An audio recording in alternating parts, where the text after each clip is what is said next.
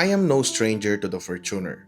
I've driven its first gen and I own a 2016 second gen Fortuner. So coming to this review, I have some preconceived notions as to what to expect from our review unit. However, I always try to keep an open mind as there is a possibility that I could be wrong. Of course, I also know that some of you might be asking if the later model, second-gen Fortuner has improved over the years, especially as regards its patented driving dynamics. And since what we have today is the top-spec limited variant, my expectations are a bit high. So the question is this top-spec Fortuner just the same as my base model Fortuner, or does it provide a better driving comfort? And the only way to figure that out is to give this Fortuner a proper review. But before we begin, I'd like to thank Ryan Autodeal for allowing me to take this car for a spin. And if you guys are looking to buy a high-quality used car, Ryan Autodeal is the place to be. This Toyota Fortuner is for sale at their dealership, and if you want to get a good price, simply use our code AUTOTUNE MEDIA so they'll know that you watched the video. I'll leave their details in the description below. Let's get started.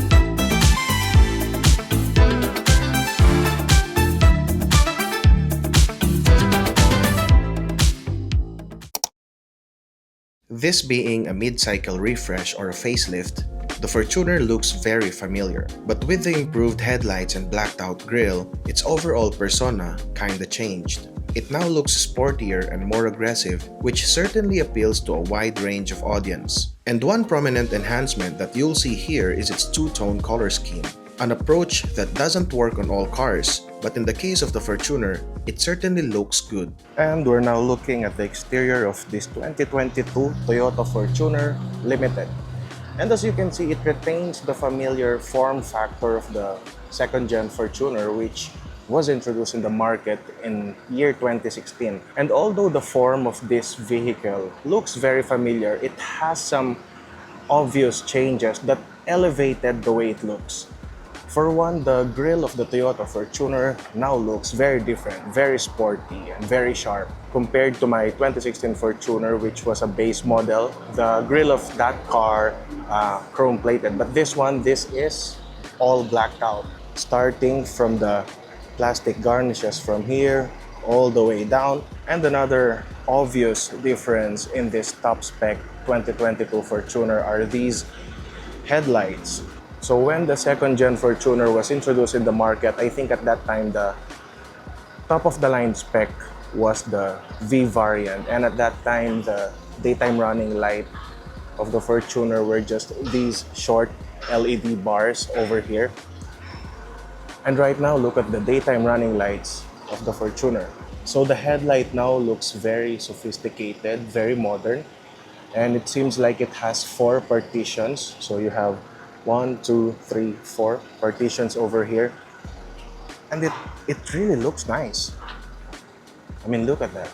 Moving to the side of the Fortuner, this is where the shape of the Fortuner feels very familiar, as there are little to no changes made here. Well, of course, since this is a limited trim, the wheels are different. And by the way, this Toyota Fortuner comes with an 18-inch wheel, and wrapped around it is a 265/60 R18 highway terrain tire.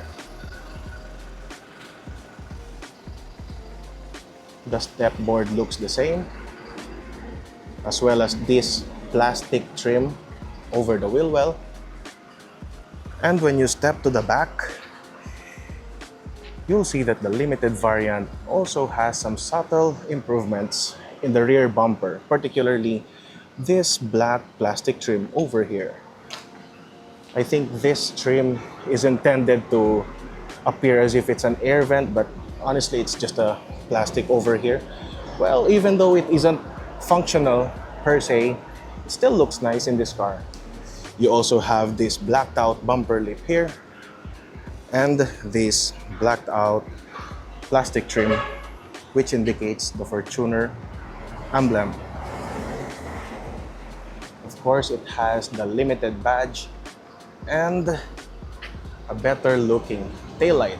Compared to the pre-facelift Fortuner, these taillights are now more edgy because my 2016 Fortuner has a rounded taillight, but in here, as you can see, it has some edges. So it's not a perfect circular taillight, and instead it has some cuts, obvious cuts here and there. Another thing that's very obvious when looking at this Fortuner is that it's a two-tone vehicle. So at the bottom portion of the Fortuner, it is color white, and starting from this cut all the way to the roof, it's blacked out as well. The interior is packed with features such as dual-zone climate control, cruise control, and of course, a JBL audio system that produces a pleasing sound quality. The seats are covered with a two-tone leather which elevates the interior to another level. And when you look at the ceiling, it's all blacked out just like the grille. And considering all these, I think that the limited variant isn't gunning for luxury. Instead, it's aiming for the sweet spot between luxury and sportiness, which I think it achieved successfully. And now let's move inside the Toyota Fortuner to check out its interior. So when you open the door of the Toyota Fortuner, you'll see that the door panel, all four of them, have this two-tone color scheme.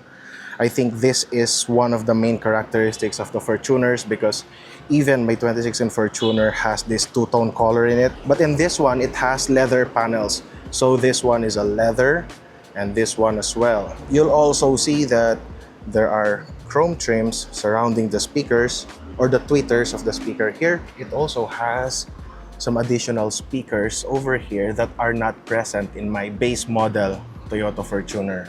And when you step inside the Toyota Fortuner, you'll be greeted by this nice looking steering wheel, and the unit that we have here already has this leather wrap. So what's very obvious in the steering wheel is that it has various controls and some controls over here as well to control the music, to answer and drop calls.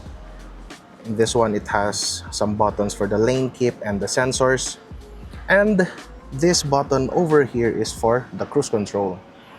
And of course, my favorite feature in this steering wheel are these paddle shifters. The driver dashboard is very basic, compared to modern offerings nowadays. But when you look at it, it's actually very functional. So it has the tachometer which measures the engine speed, and you have your speedometer over here at the right to indicate your speed.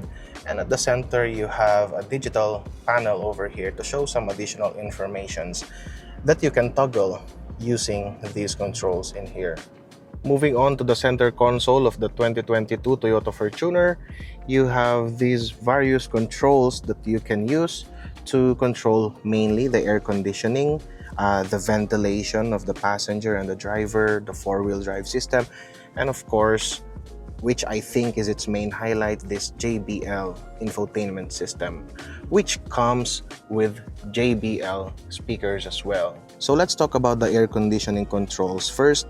So this car comes with a dual zone climate control, so you can have varying temperatures inside the car for the passenger and the driver. You can also automatically control your temperature, and it has some various buttons to increase or decrease the fan speed, to activate the front and rear vents. And if you go down, you'll see that it also has these switches that control the ventilation for the driver and the passenger seats. So what I'm talking about are the air system that are infused or that are installed within these seats, particularly the driver's seat and the passenger seat. So as you can see, the passenger seat and the driver's seat have these pores in them. So these are not just mainly for aesthetic designs, but they are also functional, as these micro pores serve as passages for air.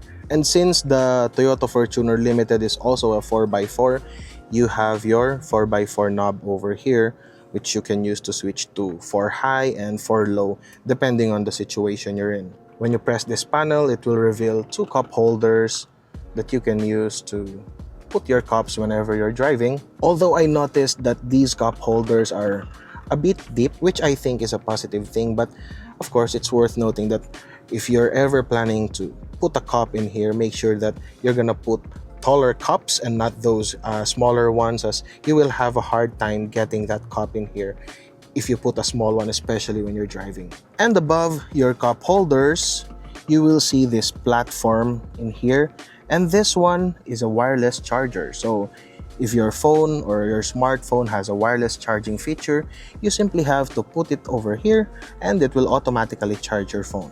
Moving to the transmission, this Toyota Fortuner comes with a 6-speed automatic transmission, and unlike modern automatic transmissions nowadays that follow a linear track when shifting from park to drive, this one still comes with a gated automatic transmission, and that means it's kind of a maze when you're shifting from park to drive. But the upside of that is that you no longer have to press any button when you're shifting from park to drive. You simply have to, push this automatic lever and you're now in drive. And if you want to put it in park, simply push it going to park as well. That's simple. And as you can see, the Toyota Fortuner comes with 3 driving modes, just like my Toyota Fortuner. But in this one, the normal mode is indicated. So you have your Eco, your Normal, and your Sport. You also have 2 switches. This one is used to lock the rear differentials, and this one is to turn off the traction control. As you may know, I like handbrake levers, and this one has it. So yeah, thumbs up. This Toyota Fortuner comes with automatic seat controls, both for the driver side and the passenger side. The second-gen Toyota Fortuner is not known to be a very spacious SUV. And for your reference, I'm 5'9". Here's my seating position. And when you move to the back or the rear seat, you have ample space to sit comfortably. Another creature comfort that you will find in the Toyota Fortuner is that it has these 2 charger ports built in to its center armrest, which the rear passengers can use to charge their devices. And if you haven't noticed, the limited trim of the Toyota Fortuner comes with this nice leather interior. In this car, the Toyota Fortuner, they feel very rugged, they feel very expensive. I mean, these leather seat covers in here are very thick, and I presume that this will last a long time. So let's check the front seats. 2-tone leather as well, so you have your red trim here, and the dominant color is this dark brown. To open the back door of the Toyota Fortuner, you simply have to press that button over there, and it will automatically lift the gate of the Toyota Fortuner. So, I mean, it's very familiar inside. It has these foldable seats in here, so if you want to make available some space at the back, you have to lift these rear seats and latch them onto this hook. Although in some SUVs, they already fold flat, so I think that's also one of the downsides of the Toyota Fortuner. But, if you mainly drive alone, you won't mind having these lifted up. But me personally, even if I'm not using these seats, I have them folded here just so they won't creak or squeak while I'm driving. So there you have it. Let's now take this Toyota Fortuner for a test drive to see how its engine, its transmission, its handling, and its suspension performs. The 2.8-liter turbo diesel in this Fortuner is a potent one. It's torquey from the get-go, and yet it has enough stamina to propel the car even on higher revs. The engine is eager to unleash its power every time you touch the throttle pedal. And speaking of the throttle pedal, it's actually very responsive and easy to modulate.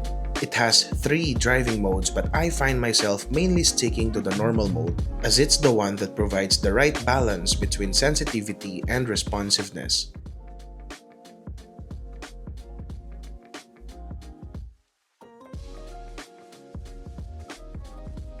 And we're now inside the 2022 Toyota Fortuner Limited. And first, let's talk about its engine. So the Toyota Fortuners nowadays come with two engines. So the first engine is the 2GD, which is a 2.4-liter turbocharged diesel, and the 1GD engine, which is a 2.8-liter turbo diesel. And the bigger engine is what this car has. So it has a 2.8-liter turbocharged diesel engine. And you know, upon driving this car right off the bat, I can feel the difference in power and torque when comparing it to my 2016 Fortuner, which is a 2.4-liter turbo diesel. The throttle response of this car is very familiar. I mean, it's very similar to the throttle response of my Toyota Fortuner, but the amount of power that it puts out whenever you press the gas pedal is very different. It has a big leap in terms of difference when it comes to the amount of power that it puts out. Well, considering that, of course, this one has a bigger engine. And so, as big as the Fortuner is, accompanied with a 2.8-liter turbo diesel engine, I mean, this car gets up to speed very easily. We're running at 50 kilometers per hour, and when I press the gas pedal, it immediately shifts down a gear, picks up speed, and now we're at 80 kilometers per hour. You know, I think the combination of torque and horsepower in this car is well balanced, because way below the rev range, it has very usable torque to propel the car to a higher speed, especially when you're driving this car with passengers inside. And when it picks up speed, I mean, it has a lot more power to give, because of course this one has a bigger engine, and I think this one has 200 horsepower on top. You can expect that this car can run fast. It has the familiar engine grunt that I hear from my 2016 Toyota Fortuner. And so it has the similar sound, you know, similar grunt when it tries to pick up speed. I didn't expect that the difference would be this huge when driving a 2.8-liter Toyota Fortuner, because, well, given that I already have a background in owning a Toyota Fortuner, I thought that the 400cc difference in engine displacement doesn't pose a very huge difference, but I can say that the difference is very noticeable, especially when you're driving this.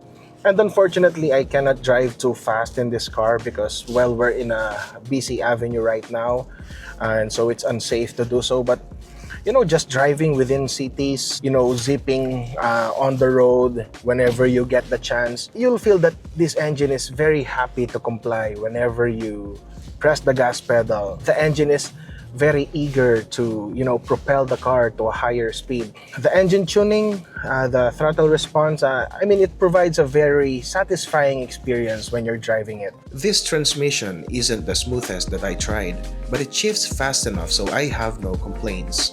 The gear ratios are properly spaced out, and since the Fortuner is torquey, the car upshifts at exactly 1,500 RPM in normal conditions, which makes it economical to drive. But when you push the pedal to the metal, the car will hold the gears longer as it lunges forward. And now let's talk about the transmission of this 2022 Toyota Fortuner Limited.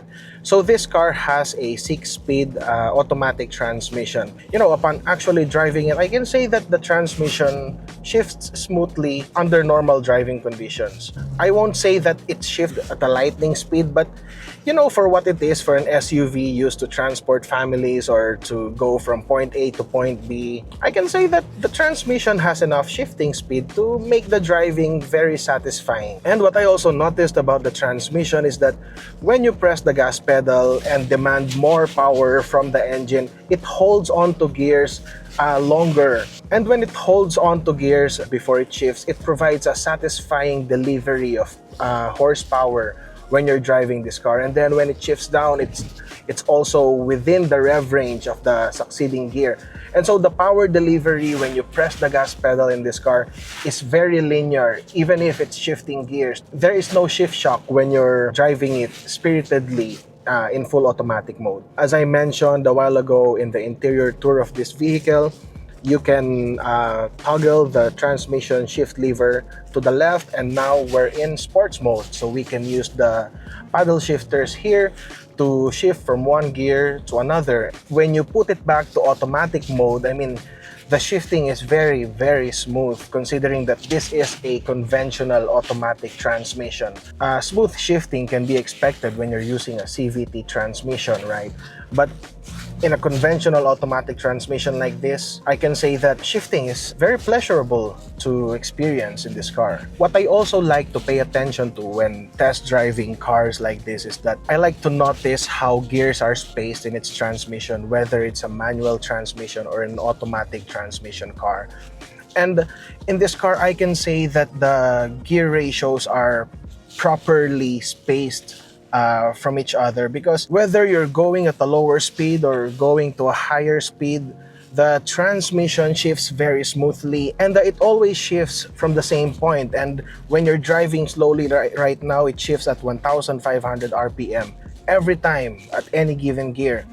And so I can say that the gear ratios here are properly engineered. As I mentioned, shifting in this car is very smooth. You'll feel the car shifting, but in a very gentle way. Handling, suspension, and braking aren't actually the strong characteristics of the Fortuner, at least based on my previous experience. But this 2022 Fortuner Limited caught me off guard. I didn't expect it to have a plush ride, stiff suspension, and a relatively sharp handling, but I was wrong. This one rides, handles, and drives way better than the pre-facelift Fortuner. Now I can say that Toyota has finally solved the problem that plagued the Fortuner since its first generation. First, let's talk about its braking performance. So this car comes with 4-disc brakes on all its 4 wheels. And if you've watched my Toyota Fortuner review, I mentioned there that one prominent characteristic of the Fortuner, especially when braking, is that it dips forward when you press the brake pedal, even at lower speed, and more so when you're driving at a higher speed. And in this Fortuner, I can say that that characteristic has been reduced significantly. I mean, there is still a sensation that the car dips forward when you press the brake pedal, but it's properly dampened. I can say that the suspension in here was improved just by noticing its braking behavior, either on low speed or high speed cruising. And now let's move to the suspension. One of the things that characterize or that come imbued with the Fortuner name is that when you're driving a Fortuner, you can't expect it to have a very nice ride or a very plush ride, because it's matagtag, as they say, right? I mean, I've admitted it in my ownership review of my 2016 Toyota Fortuner. Honestly, that's one of the things that I really planned to take notice getting my hands on this car. I really wanted to know if Toyota has really improved on that aspect. And right off the bat, I can say that it's no longer as matagtag as my 2016 Fortuner. I can feel that the car is more planted on the road. I mean, it's more stable, either when you're going on a straight line or when you're driving along curves. Considering that this is a limited variant, which means that it sits on top of all the variants of the Toyota Fortuner, it's reasonable to expect that it should provide a better ride, better driving comfort. And I can say that Toyota has achieved that in the limited variant of the Toyota Fortuner. Now, I cannot say if all new Fortuners, regardless of the variant, already improved their suspensions, but when talking about the 2022 Toyota Fortuner with the limited variant, I can say that there is a very huge improvement in that aspect. As a person who daily drives a 2016 Toyota Fortuner, I've gotten used to getting thrown around inside the car when driving, especially on off-road or slightly unpaved roads. And going over even speed bumps on paved roads, you'll get thrown around inside my 2016 Fortuner. But in this car, the dampening or the suspension is tuned properly. I mean, there's a really huge difference in that aspect. I'm very happy to have this experience to drive the top spec Toyota Fortuner, because finally one of the questions that I have in mind as regards the ride of the Toyota Fortuner have been answered through actual experience. And now, in my previous review in my channel, I reviewed the 2025 Mitsubishi Montero Sport, and I actually complimented the ride and the driving dynamics of that car, because Mitsubishi really got the driving dynamics in that car properly. And I can say that this one is very close to that. This 2022 Fortuner has improved its handling in a way that is affected by its suspension, because this car now has more properly behaving suspension under its body. There is still body roll in this car. I mean, don't be mistaken, it's still an SUV sitting high on the ground, and so body rolls are normal in any car in this segment. The driving has some sharpness to it. It's not a canyon carver, far from it, but as an SUV that you can use daily, especially considering that the Philippines, especially here in Pampanga, is very susceptible to flooding. Having an SUV like this is an added peace of mind when you're on the road, especially during the rainy season. After trying this 2022 Fortuner Limited, it gave me a new perspective as to how good an SUV the Fortuner is when its driving dynamics issues were solved. And since this is a top-spec variant, it has a lot of creature comforts that you cannot find in a base model Fortuner. But to me, the main highlight is the JBL sound system. I love listening to music while driving, and my ears are sensitive to not so good sounding speakers. And this having a crisp JBL audio system, I'll have a blast belting out my favorite Metallica song while driving, or perhaps some good old Rolling Stones classics like The Beast of Burden. All in all, this Toyota Fortuner is still a strong contender in the mid-size SUV segment, despite the launch of more techie offerings from various manufacturers. Because after all, we buy Toyotas not just because they're good looking, but because of their tried and tested reliability that makes these vehicles last for many years. This has been Enzo from AUTOTUNE. Till next time.